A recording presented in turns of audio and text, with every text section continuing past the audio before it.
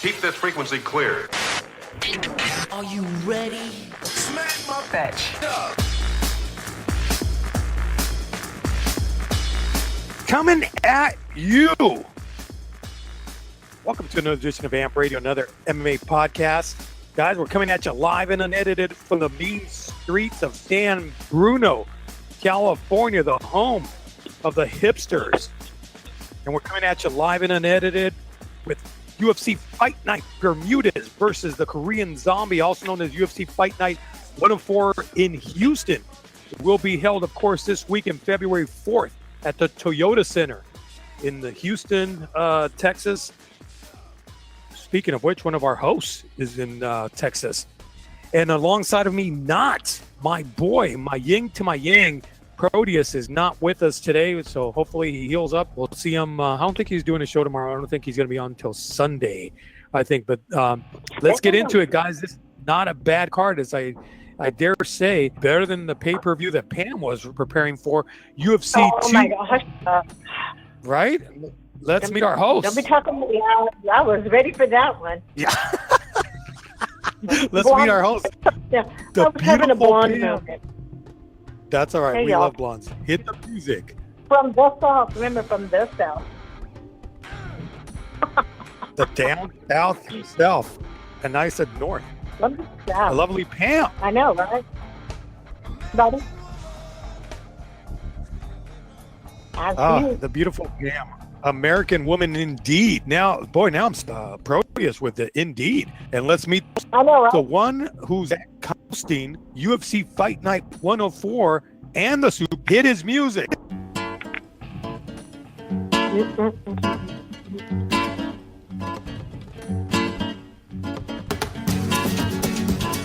Marco from Ecuador. ¿Qué pasa, vatos and lady? You're having technical difficulties. You're skipping a lot. What's wrong with that? Oh, no. Am I having technical issues? A little bit. Darn it. A little That's bit. what I Just get a little. from We'll power the through movie it. Dan Bruno. Does it still sound bad? Otherwise, I'll call in. Do you have a cold? No, you know what? Let me call in. Hang on, because it might be... Hang on, guys. I'm having... Man, that's what I get for moving right next door to YouTube, right? They're taking all the bandwidth. No, you Am I sound, still... you sound good right now. You sound good right now. All right, Don't well, let's just move, go with don't it. touch. Please. Yeah. Yeah. Depends where you Go are. Bruno. Yeah, Go Bruno. don't move them off, right? Right, Pee-wee? Hold on. Here comes someone from YouTube. All right, there we go. All right, guys, let's get into it. UFC Fight Night 104 in Marco's home state, sort of, Houston. Before we get into it, guys, who do you have for the Super Bowl? Marco? Who's playing? You son of a bitch. Oh, my God. I hate to admit it, but I'm pulling for the Patriots, man. That Donald Trump loving Tom Brady can. The only reason I'm pulling for him is because of that Deflategate. I think they did him so wrong, and I want him to stick it to Roger Goodell. I don't really care about the Falcons. You know, I was even stationed in Georgia. Ooh. You know, back in the days before Benin. I never cared about the Falcons. So I'm rooting for the Patriots. I want to see history made. You know, 5 Super Bowls, best quarterback ever, and all that crap. And I'm big on making history. Atlanta can get a Super Bowl next year. No, this year it's all about the Patriots. I'm secretly rooting. So, Pam, it's going to be Atlanta Falcons versus the one and only, and Dean will get happy about this. And so will Russ, right, from Boston. But it's going to be Atlanta Falcons versus the New England, don't call us Boston, Patriots. Belichick was my chemistry teacher sophomore year. He understands this. You don't know. And I'm picking the Patriots, even though I want Falcons to win. The Patriots, and frankly, a rout. You don't know. You know what? Don't even ask me, because I had to ask Paul the other day, who's playing the Super Bowl? I don't keep up with it. To me, I'm thinking John Elway plays for Denver, so don't even ask me. You are definitely on ISIS, man. Al-Qaeda is already picking out your petition to join them. Oh my gosh. Oh my goodness. So disappointed. So disappointed. There is a bully go somewhere crying right now. But I would say, I don't know. I guess you know what? I don't care. Ooh. Surprise me. Oh my Is that too funny? And the funny thing is, 1,000 We're years breaking ago, up I was again. an avid. I was a big football fan, and I just got bored of it. In the 80s? Yeah, I was the big Denver fan, and I told you I had the biggest crush on Howie Long when he played for the Raiders, when he played for Oakland. I followed him since he played for Villanova. So I'm dating myself, but yeah, I just got bored of it, you know. He still has good hair too, and his wife is a lawyer, and she's hot. Hold on, I think Honda Housey just left a message for you. Fetch. Oh man! All right, guys, let's get into it. UFC fight night. We have 6 fights, you guys. So I don't know if we're gonna have time for anything else. So let's get into it, guys. To the women's strawweight we go, guys. Hang on, let me see. Make sure I'm not missing a fight before we go into this. Boy, you know what? I was traveling. I just came back from Portland, and I think I got a contact high being over there, you guys. Let's get into it. Let's go to the main card. Women's strawweight we go, guys. Jessica Andrade, 25 years old, and you know what? She looks older than that. 15-5, guys. 5'2". Even though the Andrade is a smaller fighter, gosh, she's fought at bantamweight. You guys know she will be fighting the one and only Angela Hill. 32 years young. She looks young. 6'2", guys, and 5'3". So this is a battle of the shorties. Angela Hill, she's a good young fighter, guys, albeit mainly a Muay Thai fighter, right, Marco? She's improved dramatically since going to Invicta. She wasn't really impressed in the UFC nor in Tough, actually, losing 2 straight to Tisha Torres and Rose Namajunas when she had hair. She's won 4 straight, though, guys, in Invicta. Andrade, of course, again, she has fought much bigger fighters, right? She did lose to Rocky Pennington and lost to friend to the show, Marion Renault. Andrade has won 2 straight in strawweight, impressively, actually, beating the beautiful Jessica Peña and Joanne Calderwood. We go to the one and only Marco. Ooh, you kiss your mother with that mouth? What you got? Dude, a lot of people are on the Jessica Andrade bandwagon, and I gotta admit, so do I. But all my picks are not gonna make too much sense today because I go with my heart and not my head. I'm really happy what Angela Overkill here has been doing in Invicta. You know, she's the Invicta strawweight champion, mind you. Andrade, everything tells you that, you know, her physicality, her jiu-jitsu, and I know the fact that she dropped 20 pounds from bantamweight all the way to a strawweight, you know, she must be the better athlete. She might or might not be on Brazilian supplements, who knows? But I like where Angela Hill is right now. You know, her mentally, you know, fighting wise, she got confidence and she took this fight. You know, she could have said no, but she took it. You know, she got the exemption from USADA, even though she didn't want to take the exemption because they needed her for this car. And I'm gonna go, you know, on a limb and take Angela Hill. I'm gonna take Angela Hill on points. Andrade is really good on the first round, on the second round, but if Hill is able to keep her away, you know, from the ground, Hill is a better striker, by far the better striker, and she might be able to kick her, you know, at distance with her jab because she got a very well-educated jab, and overpoint her. A 29-28 decision for Angela Hill. Mm-hmm. Wow, I'm shocked by that.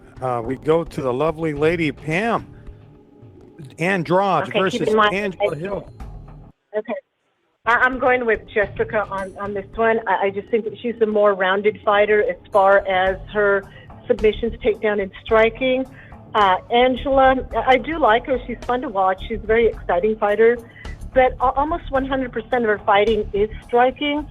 And Jessica is very strong with her submissions, very strong with her takedowns, and very good with her striking, too. I think she's just going to be a little, I think she's just going to be a little bit stronger than Angela. And keep in mind that she's been chomping at the bit to fight because she didn't get put on that last card. Do you remember they couldn't find an opponent for her? So she's been ready to go. So this girl's ready to fight. And I think Jessica's going to take it. And I believe it's going to be probably I would say maybe round 2 submission. Yeah, you know what, guys? I agree with everything Marco says. Boy, I guess he is fighting with. He is choosing his heart this time. I love Angela Hill. Yeah. I think she's hilarious. Mm-hmm. I just don't see her beating. I think Andrade has heavier hands. Andrade has fought at a higher weight. I think she's fought longer fighters. I just don't see a road to victory for Angela Hill. I mean, I just don't see it, guys. So I'm choosing Andrade with a submission over Well, Angela do you know, Hill. when I was in Vegas and I went down to the junkie studio, and when I was leaving, she was actually outside waiting to come in, and I actually went and talked to her and said hello, and I touched her arm, and that thing was like a freaking metal pipe, man. And that arm was like rock hard. I was like, oh, Who's on? you know, Jessica. Wow. Whoa. She Yeah, she's like she a was tree there. trunk, man. Yeah. It was like, she was rock solid hard, Ooh, you kiss your mother with that mouth? and all freaking muscle, you know. And Angela to me is like tall and lean, and like I said, I think Jessica just has too much. I think she's going to be just a little bit stronger, and as I said, I think she's more well-rounded in submission, takedown, and striking. What did you say that Jessica was? She was strong. What? Like a tree trunk. I said she's stronger, and Oh, you said that she was more well-rounded. mother, buddy. Oh man. Do you kiss your mother with that mouth? Good Lord. Strong, hard. There you go. There you go, chingandoing again. Jeez. All right, guys, No, let's no. move up to the. Or as Sorry? they would say, no mommies, okay? There you go. Oh my gosh. Can we bleep that out? Yeah. All right, there goes our rating in That Spanish. wasn't Spanish. That wasn't Spanish. Yeah. All right, guys, let's go to the big boys, to the heavyweights we go, guys. And you know what? Man, I'll tell you this. I'm not impressed with this Google connection that we have here, guys. I move over to Tech City, San Bruno, in a new gig, and boy, it's falling apart. Here we go, guys. We go up to the big boys. Anthony Hamilton, 36 years young, going up against Marcel Fortuna, 31. Fortuna 8-1. He's 6'1". This former Dragon House fighter has won 5 in a row, mainly via submissions, guys. So this Ralph Gracie fighter is making his UFC debut. Fortuna's going up in weight though, because he's normally a 205er, going up against one of our favorites, a Jackson Wink fighter. He's just lost action to Francis Ngannou. He's 2-3 in his last 5 and a salty 6-4 in his last 10. Although I think Hamilton is very talented. We go to the one and only, to the lovely Pam. We go. Pammy, what you got? Okay, so myself, I really don't know a lot about him. Being. Hang on, I just lost. You know what? I'm losing my internet connection. Okay. Anthony Hamilton. He's mostly a wrestler, where Fortuna is 33, 33, and 33 as far as subs, takedown, and striking. So Hamilton is kind of half and half, and then there's such a big weight difference between these two. Height difference, no. Weight difference, there's a 4-inch. And I'm just going to say, I'm just going with Hamilton being, I don't know, it's like he's bigger, but, sometimes the bigger they are, the harder they fall. I'm going to take a chance, and I'm going to go with Fortuna on this. Wow. Darn, what's up with you guys going with the underdogs? Yeah. We go to the man. I'm going with Fortuna on this one. And may the odds be ever in your favor. Wow. May the fortunes be with you, right? Let's go to the one and only man who's hosting the Super Bowl and the UFC card that Pam forgot about, UFC Fight Night 104. Mark, what you got? I wish I was rolling on that cattle, though. I wouldn't be doing this podcast. Oh, Damn! Oh my gosh!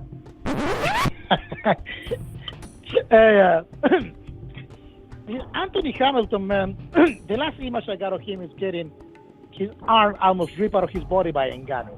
That is the last image I got of him.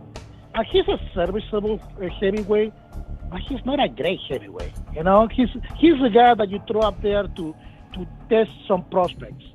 And they're testing a prospect here in Fortuna. You know, kid got an 8-1 record. He's moving up, but he got a good record for a reason. And I think that the testing, the measuring stick here is Anthony Hamilton. You can beat Anthony Hamilton. We're gonna start doing something with this guy. I also want to take a chance with Fortuna, since I don't know too much about his fighting career. I'm gonna give him a unanimous decision, because like I said, Hamilton is a serviceable heavyweight. He's never gonna be a great heavyweight, but Fortuna, I think that they're giving him Hamilton for a reason. I think they're giving him Hamilton to test him out, and I think highly of this kid, and so I'm taking a Fortuna in a unanimous decision, 30-27. Wow. Yep. Darn, you guys hardly ever surprise me because you guys are so learned in the game, but whoa. I'm shocked, you guys. I'm not joking. I'm wow.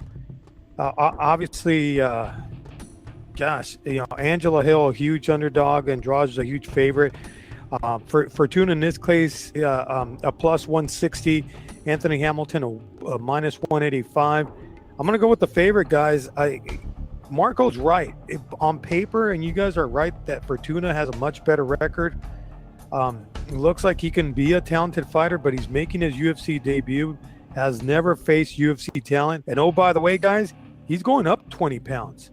So, I don't know, guys. Smaller fighter versus a known commodity. I'm taking Hamilton, and I'm taking Hamilton quite easily. Actually, guys, with my eyes closed, I'm taking Hamilton via TKO or KO in probably the first round, guys. Okay. Oh boy, good for you. There you go. Hold on, sticking to my guns. You know what? Normally, guys, it's me taking the risk, and you guys are risking. I think you're the one that's going straight by the book. I think we're the ones that are taking the chances here. Yeah, that's what I said. Yeah, you guys are normally okay. I'm who takes risk, and you guys are playing it safe. I'm shocked. You guys are you guys are being risky, and I'm the one that's always with the crazy picks. Although, by the way, who's number one in the picks again? Hey, I'm not surprised, motherfuckers. That's right. All right, guys. Some dude that live in Bruno, California, man. It's Without only the because Bruno. it's your show. We have to let you win. That's what. There you That's go. why you're. Thank you, guys. That's why you're winning. Because it's your show. You have to win. Bitch. I appreciate it, guys. Thank you. Yeah, we're. You know what, guys? We always said we were down with. You know what, guys? I took the song off. Darn. Where's the OSP song? Darn, I took the song off. As a matter of fact, I have them down here on my paper as OPP. That's right. OSP, yeah, you know me. Let's go up to it, guys. Ovens St. Preux. OSP, 33 years young, 6'3", and actually OSP will be fighting a guy I never heard of, Volkan Cousin Oezdemir. Who the fuck is that guy? I don't even know if I'm pronouncing this right. That's when Proteus usually does this. TJ, who's your mama? Never heard of this guy, guys. 27 years old, 6-1. He's making UFC debut. Yeah, has fought in Bellator twice, and actually was 50-50 Bellator, guys. TKO win over Josh Lanier, a loss to Kelly Adamson. Has won 2 straight, guys, via TKO and decision. This is going to be interesting, guys. Can you guys hear me okay? Yeah, we can. Go ahead. And he's going up against Marco. I think what they're trying to do is build OSP back up and get his broken arm back because he's taken 2 straight losses. He's going up against OSP, yeah, you know me, 6'3". Of course, OSP, 19-9. I think he's a better fighter than that, guys, but certainly hasn't shown it. In his last 3, guys, he's 2-3. Beating Pat Cummings, losing to Glover Teixeira. beating Cavalcante, losing to John Jones. Well, who doesn't, right? And then losing recently to Jenny Mann. We go to the one and only Marco from Waco. What you got? Okay, this is all about OSP on this one, and I agree with you. They're trying to reveal this guy, and they basically giving him what Luke Thomas has all the time, a tuna fight. This other guy... Who the fuck is that guy? It's like, yeah, who the fuck is that guy? Never heard of the guy. He's got a 6-1 record, but exactly, I don't know about this guy at all. But they are putting this guy that we don't know about against a world-class fighter. I mean, let's not forget, whether you agree or not, OSP fought for an interim championship. And they put him in there for a reason, because he's a ranked fighter. He picked the crap, like the bricks out of Chug on Rua with one punch. He's a guy that is very tricky. He can submit you, he can knock you out, very athletic. And when OSP is on his game, he can beat anybody in the planet not named John Jones. I'm taking OSP on this one. I'm taking him early. I'm taking with a submission on the second round, because I think this other kid, like usually happens with that are new in the UFC, is going to try to wrestle fuck OSP, and OSP is going to just say, hey, hell no, give me your neck and let me put a dart choke on you and choke you out. So OSP by darts or rear naked choke on the second round. Sorry, we go to the lovely Pam. Ozdemir. Who the fuck is that guy? You know what? Again, I really don't know a lot about this guy. He has 9 wins, 1 KO by submission, a Kimura submission, 10 first-round finishes, and he is on a 2-fight winning streak. But I think I'm kind of going a little bit like with Marco. I think that what they did is that they give this fight to OSP kind of like as a warm-up fight to get him prepped for, kind of like to, like when you grease the chains and stuff like that. I think that's what this guy is. To look at, he went to 5 rounds with John Jones. I was actually there for that fight. And he actually, he did pretty well. He stood his ground with John Jones. Loses against Glover, which is not something to be shameful about, because Glover, that's a great fighter right there. Wins over Mauricio Hua. I just think that experience-wise, that OSP is going to bring more to the table, and I think he's probably going to be maybe a little bit too much for this guy to handle, this kind of new and unknown.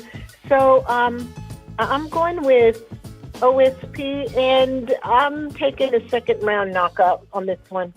You know what, guys? Called in the show because the other thing wasn't working, so hopefully I sound a little better now. OSP, of course, a minus 335 to come back on Cousin. I'll go by his nickname. A plus 275, guys. I'm with you. I think this is to build OSP back up. I think it's going to end via some sort of KO. Let's just say KO in the first. And so I'm going OSP, yeah, you know me, over the Cousin. Yeah, you sound much better, by the way. All right. Yes. I know, right? Let's go up to it, guys. We go up to the Abel Trujillo, the killer.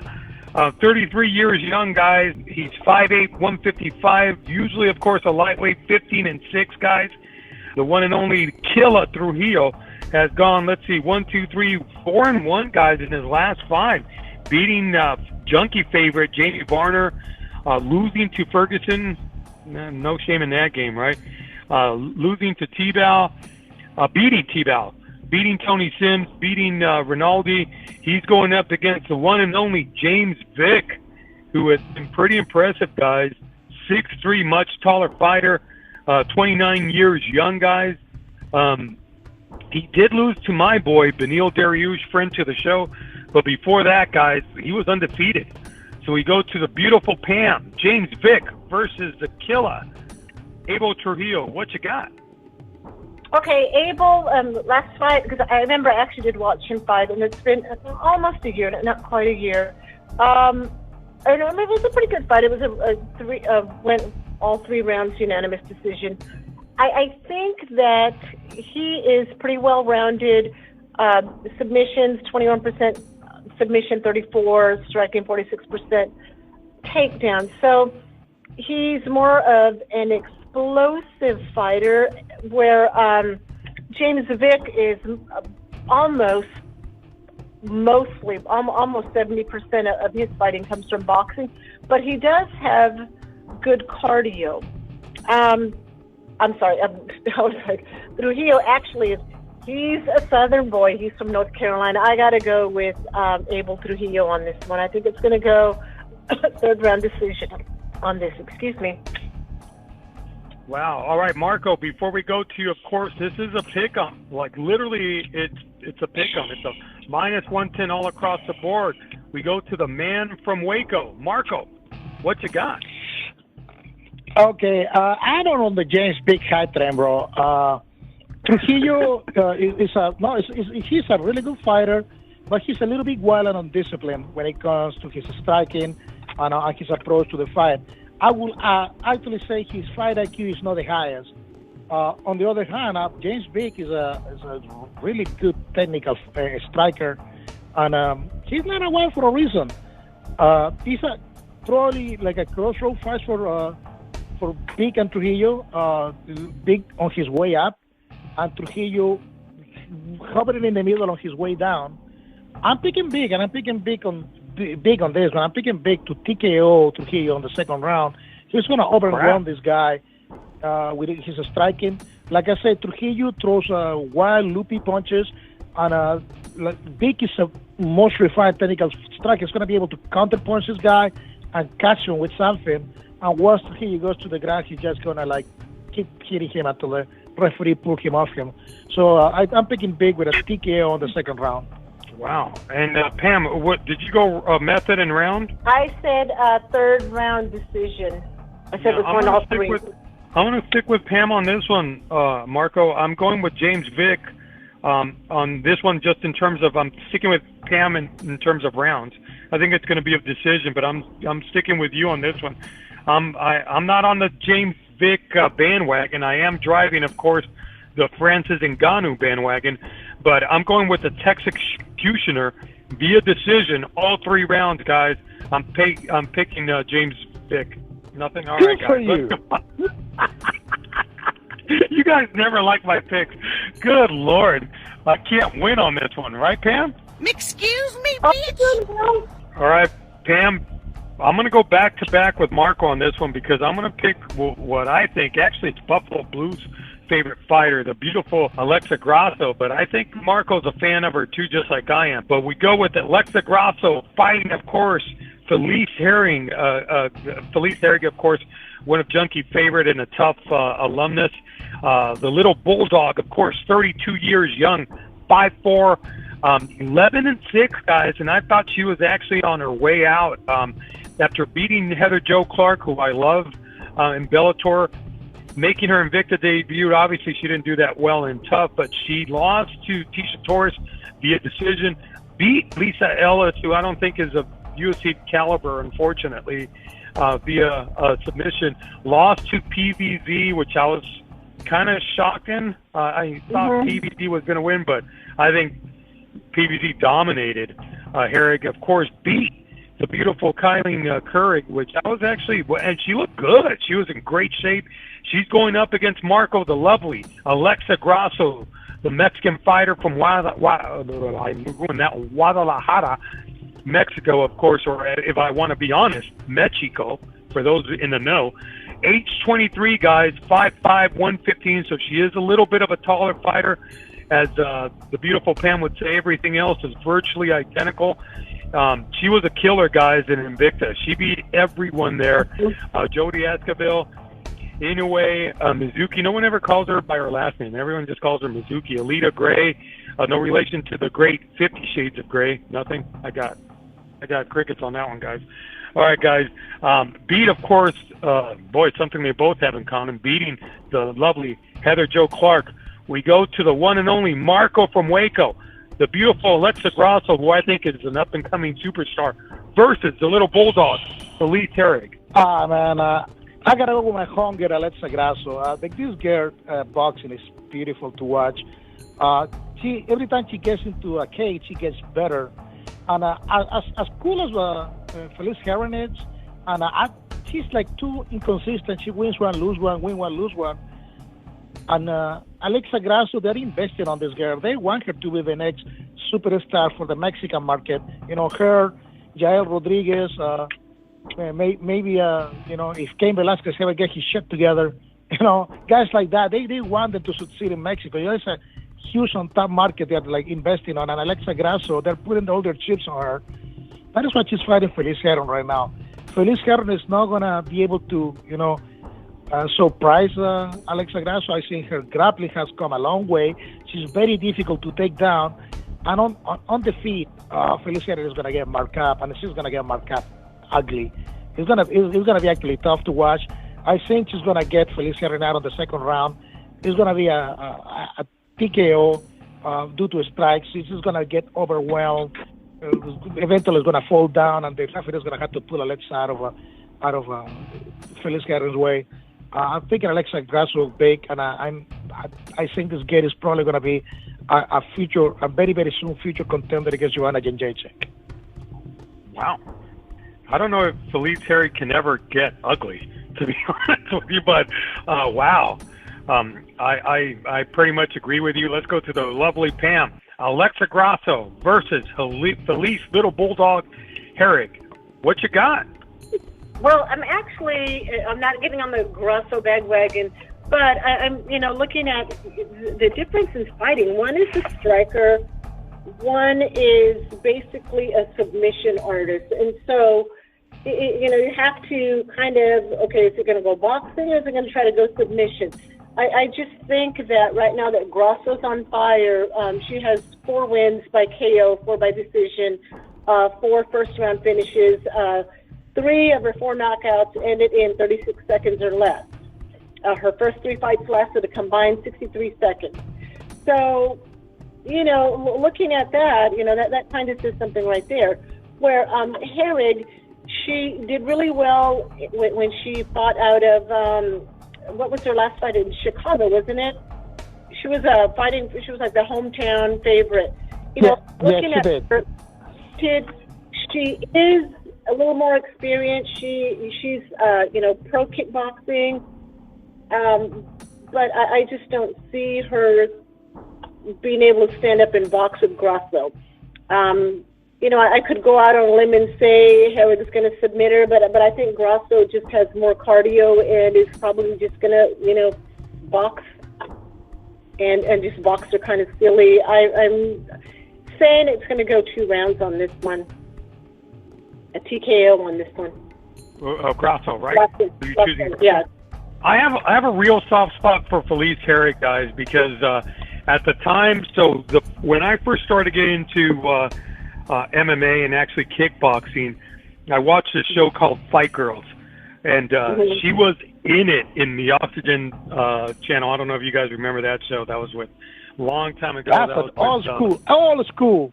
Yeah, but that's when I got into it, and that's what made me I had just gotten into kickboxing, and watching that really pushed me forward. Obviously, I went really well in my career with that, only not. But guys, as much as I like the Little Bulldog, you know, we were talking about the bandwagon, Marco. I'm not on the Alexa Grasso bandwagon. I'm driving it and allowing anyone to come on board. I think this one's a star. I hope they don't push her too fast, because just like Jair Rodriguez, I think she has all the potential, but she's a boxer. She is a boxer first and foremost, just like one of our girls, actually, who will be making another Irene Aldana, who will be fighting soon. You know what, guys? I just don't see there's any way Felice Herring wins, guys. I agree with Pam. I think it's going to be a TKO in the second round. And Marco said the same thing, right? That it's going to not be good. I'm picking Grasso all the way, guys, and I would be surprised if she loses as a minus 300, Felice on a comeback, plus 250. I just don't see there's any way this. I just don't see any way Herring wins, guys. Let's go to the one.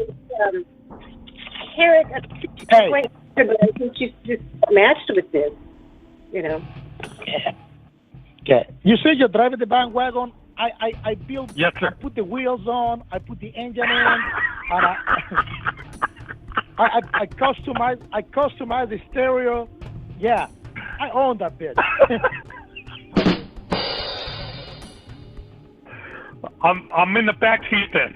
I'm in the back seat on the Alexa Grasso bandwagon. Marco, of course, who built it. Buffalo Blue, who's driving it, and I'm in one of the back seats, guys. All right, guys, here we go. We go to the main event, and you know what, guys? I'm actually kind of surprised, although seeing we'll get into UFC Denver numbers, not very good, but seeing those numbers, maybe I'm kind of surprised that the main event is Bermudez versus the Korean Zombie. Does anyone ever call him by his name? Let's get into it, guys. Chan Sung Jung. That's right, I said it. Chan Sung Jung. That's what I think what my mother called me once. The Korean Zombie, guys, 29 years young, 5'9", 145, 13-4, and I think this guy's a killer, guys. I know he lost to Jose Aldo, but you know what? There's no shame in that game, but ring rust is real, guys. He hasn't fought in almost 3.5 years, guys, but before not fighting, of course, beat Leonard Garcia, beat Homnick. I ruined that one. Beat Dustin the Diamond Poirier, and of course lost, no shame in that game, to Jose Aldo, who I think, honestly, guys, I think he's a legend in the sport. He's going up against the one and only Dennis the Menace Bermudez, 30 years young, 5'6". Of course, Dennis, good long streak, guys, where he beat Hayden, Holloway. Darn, he beat everyone. The Carpenter, Clay Guida. Then he lost to Ricardo Lamas via submission. I was shocked by that one, guys. Lost to Jeremy Stevens when Stevens was just getting hot via vicious TKO. Beat Kalajiri, who hasn't recently, right? Beat Hani Becerra. We go to the one and only Marco from Waco. What you got? Before there was a Superboy Do Ho Choi, before there was a Maestro Don Jong Kim, the original tough Korean was the Korean Zombie, Chan Sung Jung. You know, the words that he put against Leonard Garcia and the beat that he put on Dustin Poirier. This guy is tailor-made for tough fights. Yep. I am such a big fan of Chan Sung Jung, man. I do not care that he's been gone for 10.5 years. I was stationed in Korea. I see what they do to these guys in the Republic of Korean Army. The Rock Army did the shit out of their soldiers. He's been rough up, so he's not going to be like unaware of getting beat up is all about. I know Dennis Bermudez has been the most active fighter. I know Dennis Bermudez is a really good fighter, but I think it is a 5-round fight, and Chan Sung Jung drags you into a mud that is really difficult to get out of. He drags you into these fights that you need to like bring your soul out, because he always comes forward. He's always pressuring you. He's always hitting you, and he don't care if you hit him. He'll hit you back. And if it goes to the ground, he's gonna put you on a twister. So I am all about the Korean Zombie, dude. I don't care that he's been gone for 10.5 years. I'm gonna ride out with my homeboy, and I think he's gonna put up a classic fight of the night kind of event. And I think he's gonna take Dennis Bermudez out with a freaking rear naked choke on the 4th round. It's gonna be a scramble, you know. He's gonna hit, Dennis Bermudez is gonna fall, and Chan Sung Jung's gonna jump on his back and choke him out. Welcome back, Korean Zombie, and let's ride into the stances, time to freaking eat brains. Wow. Good Lord, Pam, I'm gonna admit I'm kind of surprised. Bermudez, the minus 200, the comeback on the Korean Zombie plus 170. I'm shocked. Pammy, what say you? Be double surprised, because they don't call the Korean Zombie the Zombie for nothing. Yeah, he has been out. It's been, Sorry, I had to give you that one. He's completed 2 years of military service, so it's not like he's been sitting on the couch eating Cheetos and, picking his toenails. He's been active. Oh. And he's aggressive. He has punching power. He's got a granite jaw. And all of his wins have either come by TKOs or submissions. So keep that in mind. Now, you go back to Bermudez, and although, okay, he does, he's doing very well, ranked number 9, but I'm looking at, you're looking at his wins, everything is a decision, submission, decision. Like you said, he's a decisionator. And yes, ring rust is real, but I'm going with the zombie on this one. I think, yes, he took time off from the UFC, but that doesn't mean that he was inactive this whole time. So I'm going with the Korean zombie. I think his cardio is on point, but I think it's going to be a third-round decision. And I think, because he's also very good with his strike, it's going to be a knockout, third round. Darn. You know what, guys? I agree with Marco that the original Korean is Superboy is the Korean zombie, although not by his looks. That's for sure. Hold on. Where's my rim shot? Well, wasn't the Korean zombie in the Sprint commercial? I'm a zombie? No? Nothing? Okay. All right. Hang on. I'll shoot Actually, the Korean zombie was on, like, if you go on YouTube, you can see some Korean zombie commercials in Korean. Oh, darn. Look at that. I didn't know that. All right. But you know what, guys? He's a celebrity in Korea, dude. I've been wrong once with ring rust, and that was with Dominic Cruz. And every single time I think ring rust isn't real, guess what? Ring rust is real. Either that or they just degrade. I don't know what it is.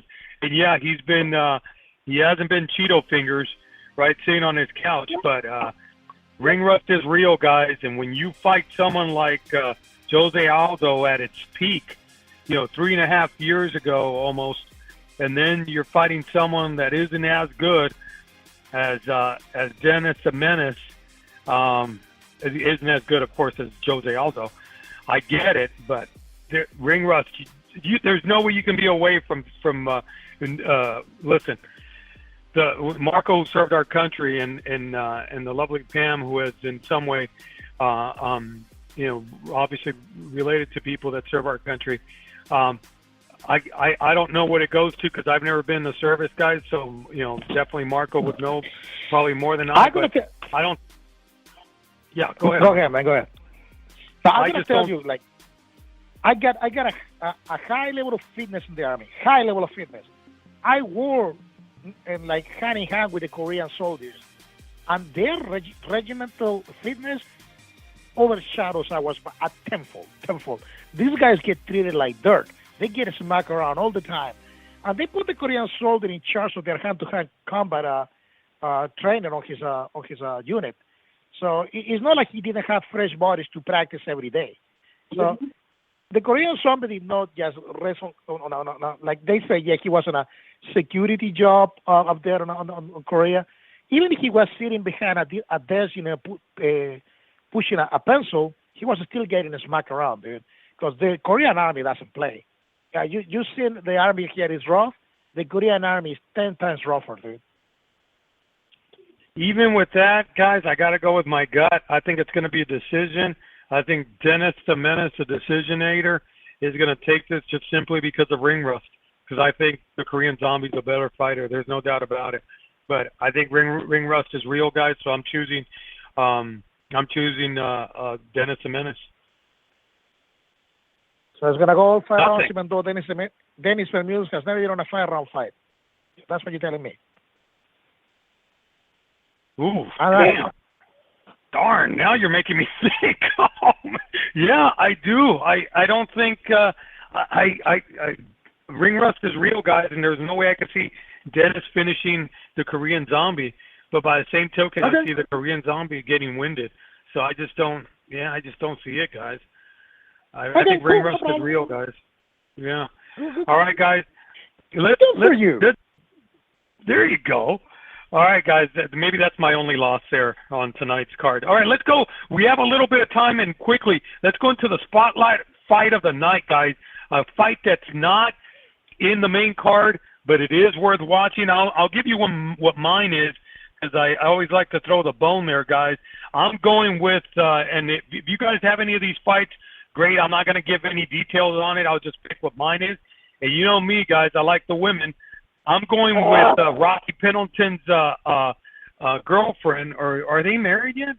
Tisha Torres versus Beck. I don't think they're married, though, but she announced on Twitter today that she is contemplating retirement because she wants to start a family. Wow. All right. So I'm going with the smarty Tisha Torres versus the one that I think actually has a really beautiful face, Beck Rawlings. Marco, what's your spotlight fight of the night? You took mine, bro. You took mine, but no, but you guys can get into detail. I just chose the fight. I'm thinking that also the Tisha Torres Beck Rawlings fight is the only other fight that actually interests me on this card. Tisha Torres, I am highly on the Tisha Torres train. You know, she was so good on the Ultimate Fighter. I mean, she's a little bit undersized, but the tiny tornado, she's a quality fighter. And when she's on, she's so fun to watch. You know, I think she's gonna, you know, I'm gonna make a pick. I think Tisha Torres is gonna beat Beck Rawlings, and Tisha Torres just belong on a higher profile fight than this one. I don't know why she's so low on the totem pole on this card, but yeah, that's the fight that I'm actually looking forward to. Guys, I'll give you another spotlight fight that I was going to pick before I saw that Beck Rawlings was fighting on this because I like her face a lot. I'm not going to lie. I'm going to go with this one, guys. How about this? Let's go to a light heavyweight. We go sticking with the tough theme. How about Khalil Roundtree versus Daniel Jolly? I like this guy's nickname, Marco. The Werewolf, Daniel, the Werewolf of Texas, Jolly. 32 years young, 6'1", 205, guys. He's mainly a kickboxer, but I think this is going to be an interesting fight, and I'll tell you why, Marco and Pam, because I thought Khalil Roundtree and Tough, I thought he was looking really good. I thought this kid would do something, and then he lost 2 straight guys to Andrew Sanchez and Tyson Pedro, and lost bad, actually, to both. Tyson Pedro specifically. Yeah, I thought he was kind of flaky on Tough. He was the one that kept breaking down crime because of his family and stuff like that. So I don't know. I don't know about this one. Grutzemacher, he's fighting out of Arizona. That might be an interesting one. He was one of the tough fighters as well. So that might be pretty interesting too. All right, guys. Let's get into before we close. Let's get into this, guys. UFC Denver. Let's put the bow on this because, interestingly enough, guys, man, it did some really poor ratings, Marco. Second lowest ratings in UFC on Fox history, and I actually enjoyed the card, guys. So, Marco, what's the you? What was the rating? It was, I don't know what the numbers were, but Junkie staff writers wrote that it was the second lowest in the history of UFC on Fox. Second lowest still mean 2 million people saw it. Yeah. The lowest one was at 2 million mark. That is the lowest one, 2 million. So even if it is the second lowest, it still means that 2 million people saw it. So you put it in perspective, it didn't do too bad for the people that were there. But thank you for what it's worth. I still enjoy the card, dude. I mean, it was finishes on all 4 cards on the main event. Very impressive finishes, too. I love this kid, Jason Knight. I'm not religious one bit, dude. You know, I could care one bit about religion. But the kid won me over when he went on his knees and said a prayer to his father. Like, yeah, that kid is authentic. He don't care. And he works his emotion on his sleeve. Plus, he's a really good fighter. Then Francis Ngannou sent freaking Andrei Arlovski's head into orbit with that uppercut. Ngannou is going to get a high-profile top 5 fighter now. He graduated to the big leagues. Well, let's see. A little bit, Dana White is getting a little bit ahead by calling him champion and insulting his actual champion, you know. Yeah, I thought that too. You're right. He said, we never have a champion. Slow your roll there, Dana. Stephen Miocic is still your champion, and he can. I still see Stipe steamrolling this guy because he's still a little raw. what can we say about the Masvidal-Cerrone fight? Everybody thought Cerrone was going to win this fight except you. You picked Masvidal. Yeah, except for me. So, good one on that. Masvidal, this is a turning point of his fighting career. He needed a fight like this, and now let's see what he does with it. Nobody ever doubted Masvidal. He's a good fighter. I never thought he was a great fighter, but he proved me wrong. Okay, well, let me ask you something. Let me interrupt you real quick. Do you think, and because this is what I was watching the fight, do you think he was that good or was Cerrone that bad? Because I'm looking at Cerrone, and I'm like, dude, where's your head movement? His head was, just a target. He should have just had a red target on his face saying, hit me, because he kept his head so stationary. So was it that Masvidal was that good or that Cerrone was just that off? The way I see it, Cerrone didn't have his best night. The first 2 minutes of the fight, 2-3 minutes, it was actually competitive until Masvidal figured him out. And when Masvidal figured him out, the fight was over. He got his timing on those kicks, and he started sending the counter with the overhand right, and Cerrone was not moving his head, and there you go. That was the beginning of the end. So I'm going to give credit where credit is due. Masvidal, great performance as Cerrone. He always does this shit. He goes in a real good winning streak. Everybody's talking to him about getting a title shot, and then he shuts the bank. So, do you think also that Cerrone may have gone into this a little bit overconfident and not have given the respect to Masvidal? Because he had even said that he didn't watch any tapes of Masvidal fighting. He said, that's for my trainers to watch. I'm just there to fight. So, because if you look at his history, boxing seems to be his bane, because that is how Nate took him out. Nate just boxed the pants off of him. So, I think he relies too much on his kickboxing, which, I think if that's what you're comfortable with. But boxing is his bane. And like I said, he just sat there with his head completely still, saying, just punch me. And that's what happened. Yeah, and I agree with you. Cerrone, he was overconfident. He was calling Masvidal a B-class fighter and completely overlooked him. He took this fight on 6 weeks' notice, so he needs to take a break and reassess. He is still a player on the 170 division, the welterweight. He can always go back to 155. I doubt he will, because, the cuts are getting tougher for him. But let's give credit where credit is due. Masvidal did a great job. He completely outclassed Cerrone, and he actually beat him twice. Regardless of the controversy of the first round and the 1 second left, the guy won the fight twice. Last but not least, Shevchenko versus Peña. I think Peña is the future champion. This girl is not only a elite striker, she got cardio for days. She's a black belt in judo, and that little nugget I wasn't aware of. And she demonstrated it with his beautiful catch the knee and trips, and putting Juliana Peña on her ass several times. And on the ground, man, her hip work and her movement, sitting at the armbar was freaking beautiful. People don't realize that she tried that move twice, and the first time she had to bail, but she regained guard immediately. And that is very difficult to do, because when you shift your hips to get that armbar, you usually give position away, and you end up in side control. But she was able to, in the first attempt, she had to bail and regain guard.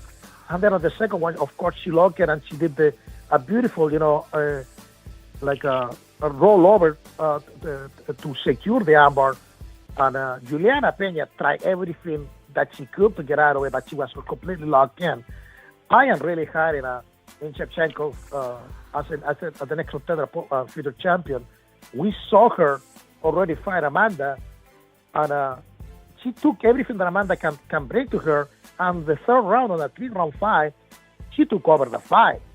Everybody agrees that if there was 2 more rounds, Amanda Nunes was on her way to losing that fight. Shevchenko is so composed, man. She's a stone cold killer. A little bit undersized, but that doesn't seem to affect her. She outclassed Holly Holm on a striking game. She outclassed Juliana Peña, a grappler, on a grappling game. And I think that I truly believe that Shevchenko is a future champion. I am on the Shevchenko bandwagon, and I think right now aside from Joanna Jędrzejczyk, the strawweight champion, she's the second best female fighter on the planet, and she got 2 wins over Joanna Jędrzejczyk in Muay Thai, mind you. Wow. Oh, no. Hold on. Marco, you just incited a brawl because you know that Pam's going to fight for her girl. So, the one and only trash talker extraordinaire, Amanda Nunes. I mean, I like it, but the thing you have to realize is these girls are getting better and better and better.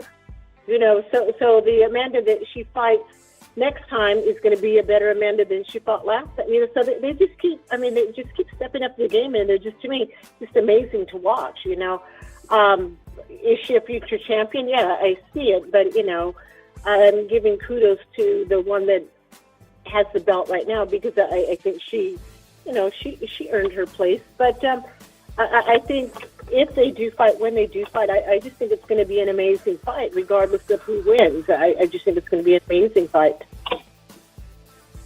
I'm going to quote what Shevchenko said about Juliana Peña. Shevchenko said Juliana Peña is a good fighter, but I am a master. And I say the same way about Shevchenko and Amanda Nunes. Again, Amanda Nunes is a great fighter, but Shevchenko is a master. And that is the difference. Nothing? Yeah, oh boy, I thought for sure Pam would fight for her girl, the Lioness, but not, huh? The thing is, the thing is, there's few fighters that I don't like and that I don't respect because I think they're just so full of crap. But, she may not be my girl, but, I respect her as a fighter. I think she has great talent. And, I'm not going to say anything ugly about somebody that, I have a great respect for. Unlike someone who shall be named that I just couldn't give a rat's, what about. But that's another subject. Well, no, let's actually, you went straight into it, so let's go into it because I'm assuming you're talking about Honda Halsey, who, let's be honest, guys, Dana White says, that's it. I don't think that's breaking news. Go ahead, Marco. Before you say anything, I think Paige VanZant have to watch out because Dancing with the Stars had to take a look at Shevchenko and her dance moves, man. She needs to go into Dancing with the Stars. Yeah, she can dance. Yeah. But isn't she a professional dancer, though? That would take her out of being Dancing with the Stars, right? She's in Peru, but not in the United States. Ballroom dancer, I thought, in Peru? No, Argentina? One of those places. No, Peru, I think. But you know what? She's not a belly dancer like me. That's right. And doesn't have the great photos that you do. Hello? Hold on, cue Careless Whisper on that one. You didn't see those photos, Marco? Yeah, my ex-wife was a belly dancer because she's from Turkey. Oh, nice. Ooh. Hold on. I know. Let's play the music for the belly dancers. Good Lord. Oh, God. Okay, enough. Yeah, we need some belly dancing music. You know what, Pam? Give me some, text me some belly dancing music so I can have that whenever we talk about that. But, guys, let's go into this. So, guys, another 2 fighters flagged, of course. Ricardo Abreu was flagged and Justin Ledette was flagged. Question for you guys. After what you saw, because I don't recall anyone really talking about, you know what, actually cue the music because Mackenzie Dern is returning at LFA 6. I need to really cue the music for that. What do you guys see next for Masvidal? Because I always thought that Masvidal takes rounds off, and I like the kid, but I think he takes rounds off. I don't think he takes the fight game as seriously for Cerrone, guys. I think Marco's right. I just think it's a thing, or maybe Pam said it. I can't recall. I just think he fights too often, guys, and I think it finally caught up to him. I think that it does catch up with you because, and I'm taking, this is not relevant, but sort of it is, okay? It's different when you're training and when you're fighting because when I'm practicing at home, I'm, practicing. But when you actually perform, the energy is different. Everything is different. And I kid you not, I'm sore for about a week after I perform because, every muscle in my body is sore because it's a different performance training than performing. So I think that he is fighting too often, and I don't think that he's given himself, like this last fight, he didn't watch any of the tapes of Masvidal.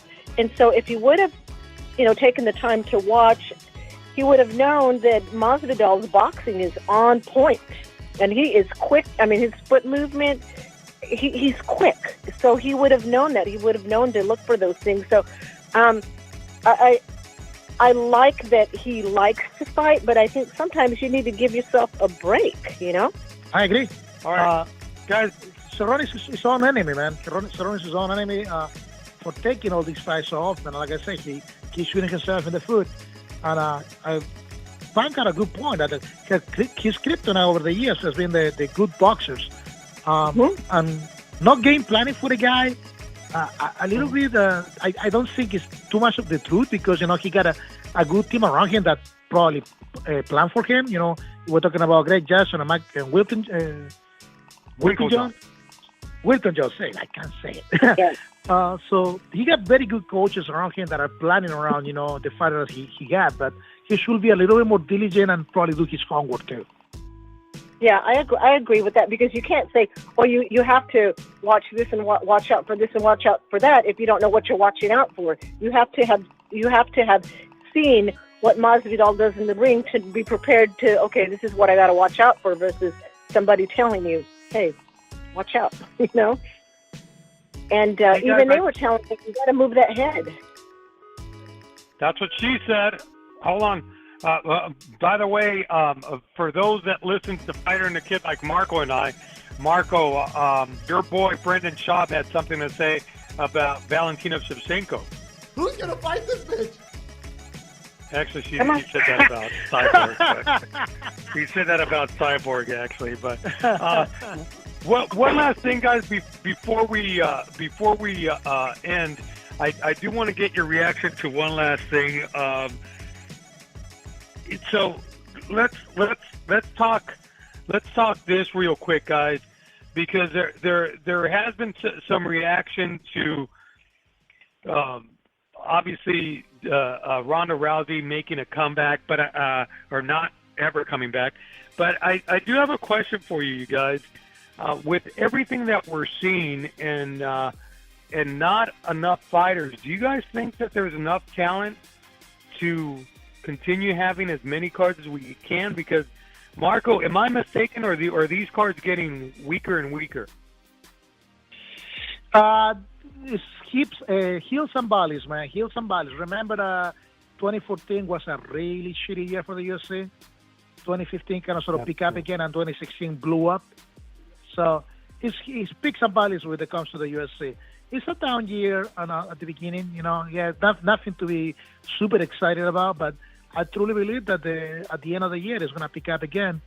And remember, man, this sport is really cyclical, and all you need is like a breakthrough fight for a breakthrough fighter, and next thing you know, you got the next big thing. Everybody's high with Jair Rodriguez, everybody's high with Alexa Grasso. You untap the Mexican market, next thing you know, boom, you start having medium pay-per-views again. How about there's a little piñata guy? Yeah, Conor McGregor, as much as you're going to think his next fight is going to be with Floyd Mayweather, and think it's all posturing because at the end of the day, who owns their contract is the UFC, and that's where he's making his bread and butter. Without the UFC, there is no Conor McGregor, and he also knows that he's a very savvy businessman. He's just driving his price up right now. When it comes to Ronda Rousey, we got the news that Dana said she will probably never see it again. The operating word there is probably. He doesn't really know. And until I hear her from the horse's mouth, I'm not going to believe it. She took a year off the last time before she came back. And I think she will come back, but she's not going to come back for another title fight. It's going to be more like a Brock Lesnar kind of a one-off, for a big payday, on a big, event, like a end of the year event or a July event, probably in a year and a half from now. And that is when we're going to see Ronda Rousey. The days of Ronda Rousey. Go ahead. No, I'm sorry. I said, but do you think if she comes back, if she comes back, the next fight that they're going to give her some scrub girl, and I don't mean that derogatory, but they're going to give her some girl that she can beat? No, you know what I think, and it will make a lot of sense. It's gonna be a trilogy fight with Misha Tate, because Misha's retired and Ronda's retired, and what an event would be to bring the both former champions back, both legends of the sport, on a third-time fight. You know, they got a story written already for them. They've been foes and enemies forever. You know, even when Misha Tate was on the booth the other day, she was talking about Ronda Rousey, say, my enemy and my foe, and then she talked really nicely about her. So I think they're going to, a year and a half from now, they're going to convince Misha Tate, they're going to convince Ronda Rousey to do it one more time, you know, for a shitload of money, and that is when we want to see Misha Tate and Ronda Rousey get on the cage, because I don't see Misha is completely retired, and I don't see Ronda is completely retired, and that would be a good send-off for the both of them. So until I hear it from them, from the horse's mouth, I don't believe she's retired at all. One last question for you guys before we go. I do want to touch quickly on Pam's favorite subject, Conor. But before we go into Conor, I want to ask you this, guys, because I didn't get a chance to ask you this, guys, and I asked the fellas on the Sunday show. But it seems like, listen, in my eyes, John McCarthy's the top referee that I've ever seen. And everyone says how great Herb Dean is, and I love Herb Dean. I really do like the guy. He's a junkie favorite, but gosh, guys, he's always in some sort of controversy, whether it's the Anderson Silva thing or the cage, the foot being stuck in a cage with Ellenberger, and now Cerrone. I don't know, guys. Is it me, Marco, or is there always some sort of controversy? And I heard him, as much as I love him, and he's one of the great referees out there, he's been fumbling the football a lot lately, and you cannot deny that. McCarthy seldom gets himself on this kind of jazz, but he's not free of guilt either. He has some of his little controversies himself. Not as often, and not as many lately. But Herdin lately has been fumbling the ball a little bit. Maybe it's because of the workload, man. These guys are almost up there every weekend, you know. Maybe he needs to take a little break and refresh his mind, because anybody can get burned out. And, you know, when you start getting burned out, you start, like, missing things and you know, overlooking things. So who knows? But Herdin is still one of the greats, man. But I tell you who's going to be one of the greats soon, our own Aaron Maynard. So go ahead, Aaron. Become one of the greats. I'm pulling for you. Yes. Shout out to Aaron. You know who I like watching too is Mike Beltran. I really like watching him. I think he's a pretty good ref too. I just think he got rolling the yards. He got a killer do on his beard, man. I like the way he freaking does the rolls with his beard. Yeah, Mike Beltran is pretty cool too. Hey guys, let's close with this. And Pam's favorite subject, Pam, I want to throw it to you first. Conor McGregor, and you know what's funny? I spoke with Marco, and Marco said people were paying $5 for this event, and we ended up watching it for free for an hour later on YouTube. But I thought it was pretty interesting, and I thought it was even interesting, Pam, Dana's remarks about, and his face actually, Dana's face when the Conor talk started. What say you, Pam, on Conor's comments and his what do you call it, Marco? His pay-per-view, I guess. Yeah, it was a pay-per-view interview he did with Eric. You know what? Basically, and it's and it's an old school saying, but don't shit where you eat.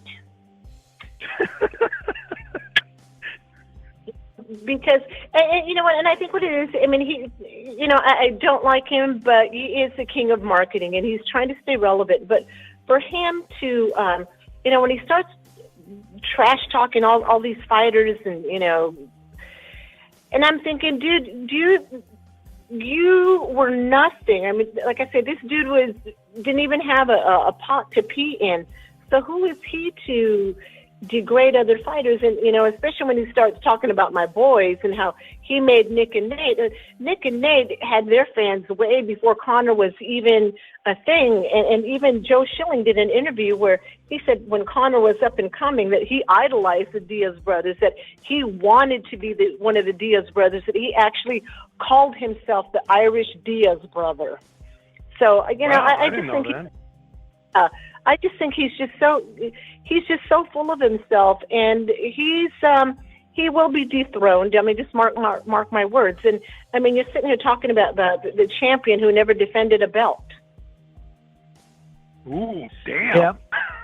Marco? Let's not forget that the week before his UFC debut, this guy almost missed his flight because he had to go pick up his welfare check in Ireland. So, yeah, you need to remember where you come from there, Connor. But he's a multimillionaire now, so, money changes people. But all this freaking, this pay-per-view interview, I mean, Ariel did a good job with the questions, mind you. I like the way Ariel, he didn't pull any punches on the questions. But this whole thing is posturing. I mean, I think Conor really wants a Floyd Mayweather fight because it's a lot of money on the line, and that is undeniable. But the way he's going about it, trying to throw shade on the UFC is the wrong way to go about it, because the UFC can tie him up in court for years, and he will never see that fight, So when Derek White said that he want to go on that route, it will be an epic fall, he's not lying. I mean, Randy Couture tried to get out of his contract. Oh, that's true. See what happened to him, Freaking Aloha tried and Aloha failed. So be careful what you wish for that, Conor. You might be rich, but you're not as rich as the UFC is. And they got deep pockets and all the time in the world to drag you on into court. So he's trying to pull this stone of the Ali Act, and, the Ali Act, protect boxers. That's why he's getting a boxing license. But he still got a contract, and a judge and a jury had to decide on that. So I will see. If they're going to make this fight happen, it's going to be with the UFC involved, because they love money too. Everybody loves money. But his next fight is going to be in the UFC, the winner of Ferguson Nurmagomedov, or maybe the trilogy with Nate Diaz, because money-wise, the Nate Diaz fight makes more sense than Khabib or Nurmi. Well, the funny thing is, let me just say something before we end, is I was reading some of the posts, because we were back and forth on the fight night, and it was one of the posts that came up when he did that fight, and because it was during one of the fight nights, and somebody had commented that, Conor fans are watching his interview, real fight fans are watching the fight. Ouch. What if you're doing both like me? No, you didn't. Good.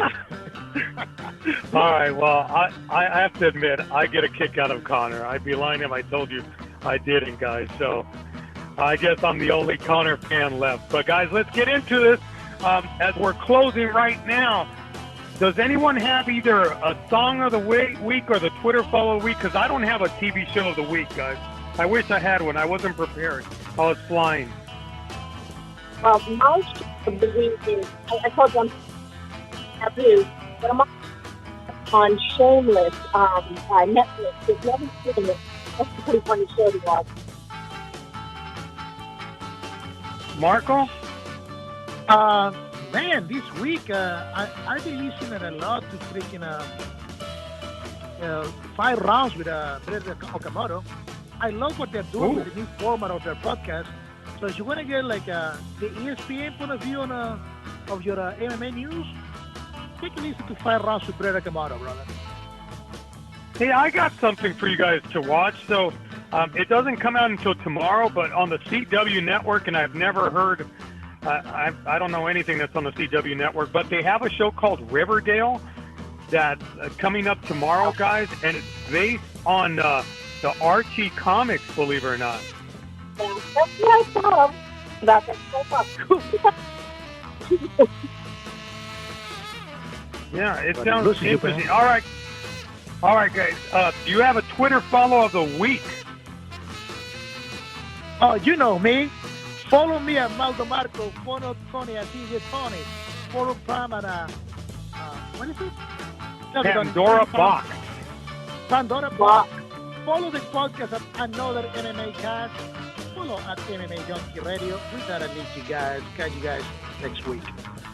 Star himself, the Pam. Do you have a Twitter follow of the week like Marco did? Yeah, just follow me at Pandora.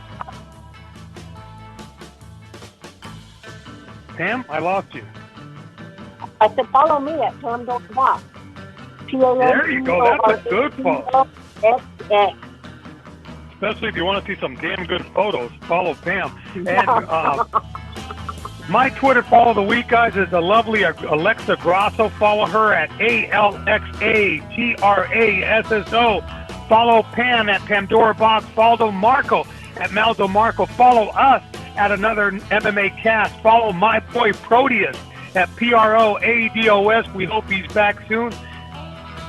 And guys, we're out of here. Pam, you're going to do Gone. Ready? Pam, here we go. You're going to take over for Proteus this week. And like that. We're gone. There we go. All right. And of course, we always close the show with your boy. Hit it.